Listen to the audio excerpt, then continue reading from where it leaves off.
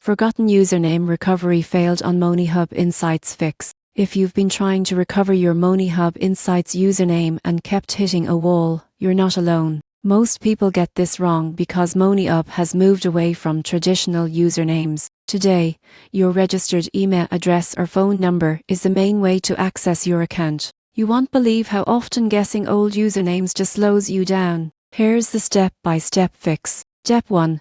Open the Moneyhub app or website and click on Forgot Username. Enter the email or phone number linked to your account. This is how Moneyhub securely identifies you. Step 2. If you no longer have access to your registered email or phone, you'll need to verify your identity. Have ready your full name, date of birth, and any account-specific information. This ensures only the rightful account owner can regain access. Step 3. After verification, you may need to reset your password.